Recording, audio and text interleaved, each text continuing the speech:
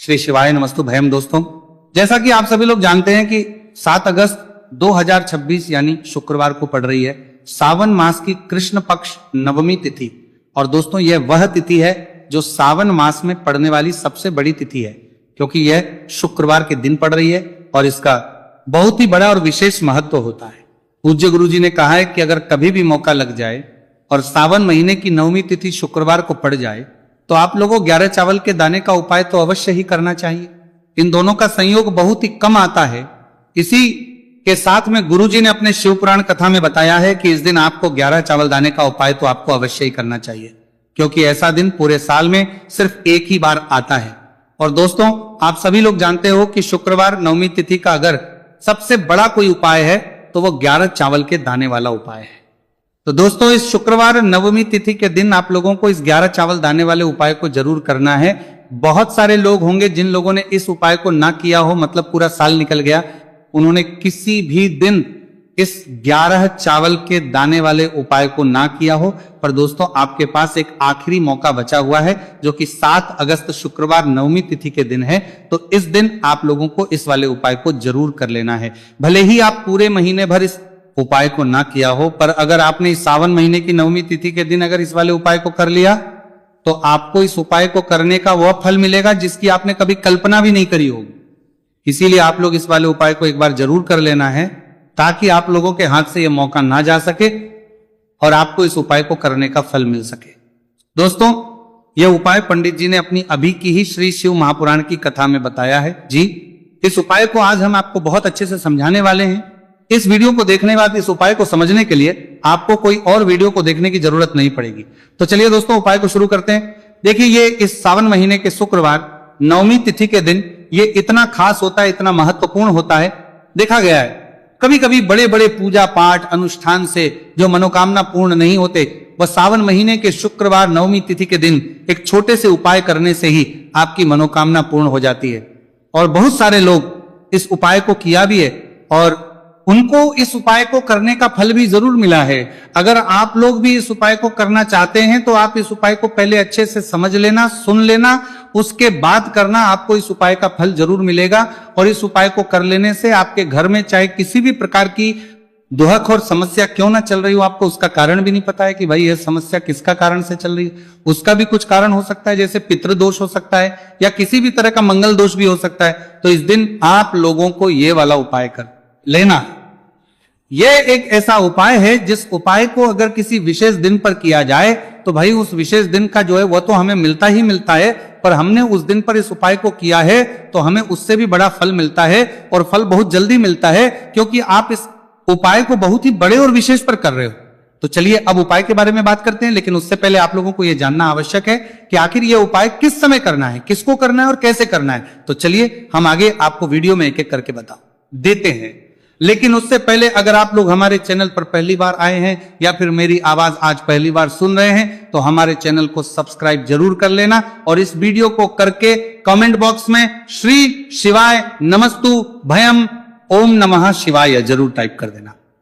तो दोस्तों, इस 11 चावल के दाने वाले उपाय को हमें इस शुक्रवार नवमी तिथि के दिन कैसे करना है, किसको करना है, किस समय करना है और कहां पर करना है, ये सारे सवालों के जवाब आपको इस वीडियो में मिल जाएंगे। और जो ये वीडियो देखेगा भाई उसको 11 चावल के दाने वाला उपाय जरूर करना चाहिए, क्योंकि इस दिन एक चावल के दाने का बहुत ही बड़ा और विशेष महत्व होता है। और जब बात आ जाए 11 चावल के दाने की तो ये सोने पर सुहागा वाली बात हो जाती है और ये एक बहुत ही बड़ा उपाय हो जाता है इस शुक्रवार नवमी तिथि का। तो अब दोस्तों, इस 11 चावल के दाने वाले उपाय को आखिर करना किसको है, सबसे पहले हम लोग वो बात जान लेते हैं। तो देखो, घर की जो बड़ी माताएं बहनें होती हैं, उन माताओं बहनों में से कोई भी एक बड़ी माता बहन इस वाले उपाय कर सकती है। और दोस्तों, अगर आप चाहे तो अपने घर में से सभी सदस्यों को भी इस उपाय को करवा सकते हैं। अगर किसी व्यक्ति की खुद की कोई मनोकामना है, खुद की कोई दुख और परेशानी है जो कि वो अपने लिए ही करना चाहता है, इस वाले उपाय को तो वो खुद अपने लिए भी कर सकता है। बाकी अगर कोई घर में से ऐसा है जो कि अपने पूरे घर परिवार की सुख और शांति के लिए यह वाला उपाय करना चाहता है तो भाई वो भी कर सकता है, उसमें भी कोई दिक्कत वाली नहीं है।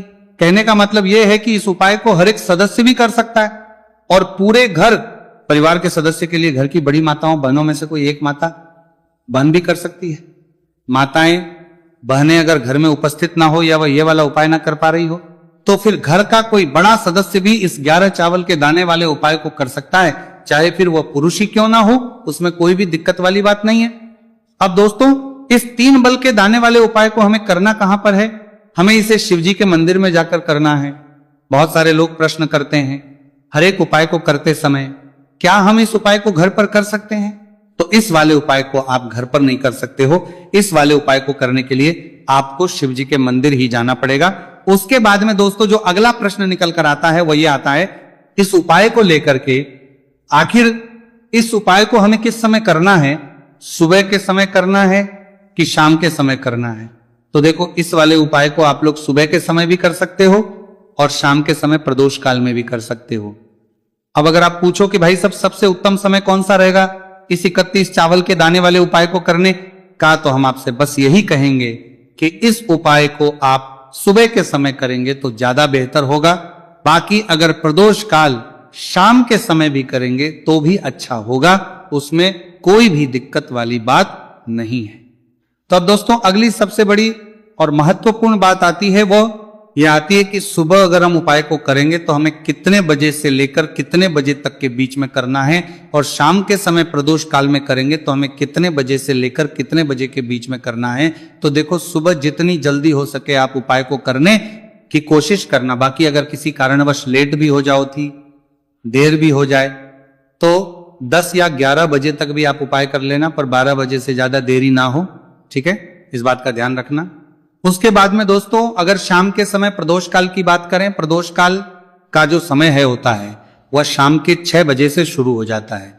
मतलब शाम के 6 बजे से लेकर 7 बजे के बीच का जो समय होता है यह समय प्रदोष काल का समय होता है। पर अभी जो मौसम चल रहा है इस मौसम में जो है शाम बहुत देरी से होती है, तो आप इस उपाय को 7 बजे से लेकर किया जाता है तो आप या 8 बजे के बीच में भी कर सकते हो। मतलब शाम के 6 बजे से 8 बजे के बीच में आप कभी भी इस वाले उपाय को कर सकते हो, उसमें कोई भी दिक्कत वाली बात नहीं है। अब दोस्तों यहां पर इस उपाय को लेकर एक और सबसे बड़ी बात यह निकल कर आती है कि इस 11 चावल के दानों को हमें लेना कहां से होता है, और हमें इस उपाय को करने के साथ में क्या और कुछ भी सामग्री ऐसी होती है जो शिव जी के मंदिर लेकर जानी पड़ रहती है। तो देखो यहां पर हम आपको बता दें, सबसे पहले आप लोग ये जान लो कि ये जो 3 चावल के दाने वाला उपाय है, सिर्फ और सिर्फ आप उपाय की सामग्री लेकर कभी भी शिव जी के मंदिर मत जाना, क्योंकि हमें भगवान के सामने यह नहीं दर्शाया है कि अगर हम भगवान शिव जी के मंदिर आए हैं तो अपने फायदे के लिए आए हैं। तो इसलिए जो भी पूजन सामग्री है, उपाय सामग्री है 11 चावल के दाने, इसके साथ में आपको पूजन सामग्री भी जरूर लेकर जाना है। देखो अगर सुबह के समय उपाय कर रहे हो तो सीधी सी बात है 1 लोटा जल तो आप लेकर जाओगे ही जाओगे। वही 1 लोटा जल अगर मिट्टी का जल हो तो बहुत अच्छा रहेगा। मिट्टी का जल कैसे बना आता है इसके लिए हमने पहले से बहुत सारी वीडियोस बना दी है आपके पास। इस दिन एक आखिरी मौका रहेगा, मिट्टी का जल शिव जी पर चढ़ने का और उपाय को करने का बहुत बड़ा आपको इस दिन फल मिलेगा। तो इसीलिए इस दिन हो सके तो भाई मिट्टी का जल चढ़ाना, तो अपने साथ में कम से कम 1 लोटा जल तो आपको लेकर जाना ही जाना है। अगर मिट्टी का जल नहीं है तो घर का जल भी आप इस्तेमाल कर सकते हो। इसके अलावा जो भी पूजन सामग्री है, देखो 11 के दाने ये अलग आपके रहेंगे और जो आपकी पूजन सामग्री रहेगी वो अलग रहेगी। पूजन सामग्री में आप जो भी चीज लेकर जाना चाहे वो लेकर जा सकते हैं, एक बेलपत्र भी लेकर जा सकते हैं, उसमें कोई भी दिक्कत वाली बात नहीं है। वहीं अगर हम बात करें शाम के समय की, तो शाम के समय शिव जी पर जल नहीं चढ़ता है, इसीलिए शाम के समय आप लोग एक दीपक तैयार कर लें जो कि गोल तीखा आटे का शुद्ध देसी गाय का घी का होगा, है ना। इस बात का आप लोगों को ध्यान रखना है और इस दीपक को आपको घर से जलाकर नहीं लेकर जाना है, भगवान शिव जी के मंदिर में जाकर ही जलाना है। इस बात का भी आप लोगों को ध्यान रखना है। अब दोस्तों यहां पर हमें इस बात को समझना है कि ये 11 चावल के दाने हमें लेना कहां से है। क्या हमें दुकान से लेकर आना है या हमें अपने घर से लेना है या कहां से लेकर आना है, और कौन से चावल लेना है, क्योंकि चावल भी बहुत प्रकार के होते हैं। तो देखो इन सभी सवालों के जवाब आप लोग एक बात में सुन लो कि भाई जो उपाय है, इस उपाय में आपको ये नहीं देखना है कि भाई कौन से चावल है कौन से चावल नहीं है। बस जो भी चावल ले रहे हो वो चावल का दाना सबूत होना चाहिए, मतलब साबुत होना चाहिए, टूटा हुआ नहीं होना चाहिए, कटा पीटा नहीं होना चाहिए। ये बात आपको ध्यान रखना है। बाकी आपका चावल बासमती हो या सादा चावल हो या कोई सा भी चावल हो, उसमें कोई भी दिक्कत वाली बात नहीं है। तो सीधी सी बात है कि आपके घर के रसोई घर में जहां पर आप बनाते हो, वहां पर जो भी चावल आपके उपस्थित हो, उन चावलों में से अपनी एक कटोरी भर लेना या एक मुट्ठी चावल अलग से निकाल कर रख लेना। क्योंकि हम 11 चावल ही यहां पर इस उपाय में लेने वाले हैं, तो हमें ये चावल के दाने गिनकर निकालने पड़ेंगे। इस बात का आप लोगों को ध्यान रखना है। तो अपने उस चावल की कटोरी में से या चावल में से 11 ऐसे चावल के दाने आप लोग निकाल लो जो कि टूटे हुए ना हो, कटे पीटे ना हो, कोई दाग ना लगा हुआ हो, है ना। अच्छे साबुत चावल के दाने 31 दाने आप लोग निकाल कर रख लो और इन्हें किसी भी एक कागज की पड़िया में या किसी एक छोटी सी कटोरी में आप लोग रख लो, ताकि ये सुरक्षित रहे, आपके एक भी चावल का दाना इधर उधर ना हो और आपका उपाय भी पूरा अच्छे से हो जाए। तो भाई जैसे ही आपका उपाय की जो सामग्री है 11 चावल के दाने ये तैयार हो जाते हैं, उसके बाद में आपको जो भी अपनी पूजन सामग्री है, सुबह समय कर रहे हो तो एक लोटा जल और एक बेलपत्र या पूजन सामग्री जो लेकर जाना चाहो उसकी भी तैयारी कर लेना। और शाम के समय जा रहे हो तो भाई अपना जो दीपक है उसे तैयार कर लेना, ठीक है। और उपाय को करते समय शुद्धता का विशेष रूप से ध्यान रखना, ठीक है। सुबह सुबह स्नान करने के बाद ही उपाय को करने की आप लोग तैयारी करना। उसके बाद अगर शाम के समय की बात करें तो शाम के समय आपको स्नान करने की जरूरत नहीं है, पर शुद्धता ध्यान रखना है। आपको स्नान तो नहीं करेंगे, आप हाथ मुंह धोकर भी इस वाले उपाय को शाम के समय प्रदोष काल में कर सकते हैं, इसमें कोई दिक्कत वाली बात नहीं है। तो आप अपने उपाय की पूरी सामग्री तैयार करके आपके पास ही में जो आपका शिव मंदिर हो वहां पर पहुंच जाइए। सबसे पहले शिव मंदिर में जाकर आप लोगों को उपाय नहीं करना है, पहले भगवान के दर्शन करना है, भगवान से आशीर्वाद प्राप्त करना है, फिर शिव जी की शिवलिंग के पास में आना है।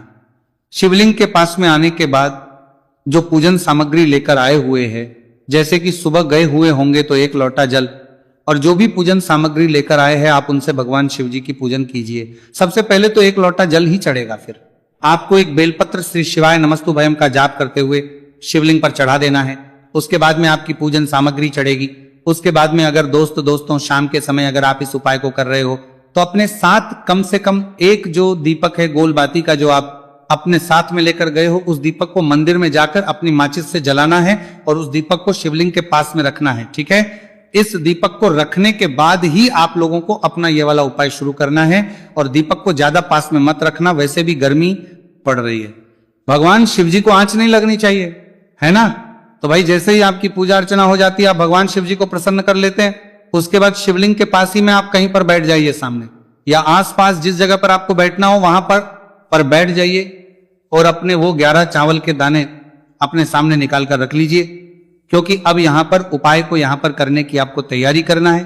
और इस तरीके से जब आप उपाय करेंगे, पूजन सामग्री चढ़ाने के बाद, पूजन अर्चना करने के बाद, तो आपको उपाय का फल बहुत जल्दी और बहुत होकर मिलेगा। तो अपने चावल के अपने सामने निकाल कर रख लेना। और ये जो उपाय है ये आपकी सीधे हाथ की हथेली से होगा, इसलिए इस बात का भी विशेष रूप से ध्यान रखना है। तो सीधे हाथ की हथेली का प्रयोग करके ही आप लोग अपना इस वाले उपाय को करना। अपने सामने जो भी आपके कागज की पुड़िया है उसको खोलकर रख लो, या कटोरी है तो भाई उसे अपने सामने रख लो और अपने वो 11 चावल के दाने निकाल लो, ठीक है। उसके बाद में दोस्तों अब आपको क्या करना है कि शिवलिंग आपके सामने होगी तो आपने वो 11 चावल के दाने एक एक करके जहां पर आपने बेलपत्र चढ़ाए हैं आपको शिवजी के शिवलिंग के ऊपर चढ़ाना है। कहां पर चढ़ाना है? शिवलिंग के ऊपर चढ़ाना है, और कहीं पर भी नहीं चढ़ाना है आपको अपने हथेली से। तो शिवलिंग के ऊपर चढ़ाना है, भले ही फिर वो अपने आप जलाधारी पर गिर जाए, ये मतलब वहीं पर गिर जाए उसमें कोई दिक्कत वाली बात नहीं है, पर आप चढ़ाओ शिवलिंग के ऊपर। तो आपको क्या करना है, अपना पहला चावल का दाना उठाना है, श्री शिवाय नमस्तुभयम बोलना है और शिवलिंग पर चढ़ देना है। इसी तरीके दूसरा चावल का दाना उठाना है, शिवलिंग पर चढ़ना है और मंत्र बोल देना है, और फिर तीसरा चावल का दाना उठाना है, श्री शिवाय नमस्तुभयम बोलना है और चढ़ देना है। इसी प्रकार से आपको पूरे 11 चावल के दाने एक एक करके शिवजी के शिवलिंग के ऊपर चढ़ाना है और भगवान से प्रार्थना करते जाना है। मतलब प्रार्थना तो आपको आखिरी में करना है, पर हर एक चावल के दाने को चढ़ाते समय श्री शिवाय नमस्तुभयम जरूर बोलना है। उसके ही में ये चावल का दाना शिवलिंग के ऊपर आपको चढ़ाना है। जैसे ही आपके 11 चावल के दाने शिवलिंग के ऊपर चढ़ते हैं तो भाई उसके बाद में आपको क्या करना है, भगवान से अपनी मनोकामना बोलना है। मनोकामना भी कब बोलना है, जब आपका 11 चावल का दाना आपके सीधे हाथ की हथेली में हो और आप उसे चढ़ाने के लिए जा रहे हो। श्री शिवाय नमस्तुभयम बोलकर उस आखिरी चावल के दाने को शिवलिंग के ऊपर चढ़ा देना। भगवान से फिर अपनी वो मनोकामना बोल देना जिस मनोकामना के लिए आप लोग अपना यह वाला उपाय कर रहे हो, जिस भी दुख और परेशानी के लिए आप लोग अपना यह वाला उपाय कर रहे हो। उसके बाद में जैसे ही आप अपनी मनोकामना बोल देते हो, आपका यह वाला उपाय पूरा हो जाता है। पर दोस्तों, उपाय को करने के बाद आप लोगों को 2 मिनट भगवान शिव जी के मंत्र का जाप जरूर करना है, और मंत्र का जाप करने के बाद भगवान से एक और बार करना है अपनी मनोकामना के लिए या अपनी जो भी दुख और परेशानी है उसके लिए। इसके बाद में आप लोग भगवान को देखकर, भगवान से प्रार्थना करके, उनसे आशीर्वाद लेकर वहां से उठ सकते हैं और अपने घर पर जा सकते हैं। बस दोस्तों, यहां पर यह वाला उपाय पूरा हो जाता है। इस तरीके से जो भी व्यक्ति छोटी छोटी छी का ध्यान रखते हुए इस 11 चावल के दाने वाले उपाय को करेगा, निश्चित सी बात है उसे उसकी मनोकामना पूरी होगी और जो भी दुख और परेशानी है वह भी बहुत ही जल्दी दूर होंगे। तो दोस्तों, यह थे पूज्य गुरु जी द्वारा बताए गए कुछ बहुत ही खास उपाय। अगर आपको जानकारी अच्छी लगी हो तो वीडियो लाइक करिएगा। मिलते हैं फिर एक नए वीडियो के साथ। श्री शिवाय नमस्तु।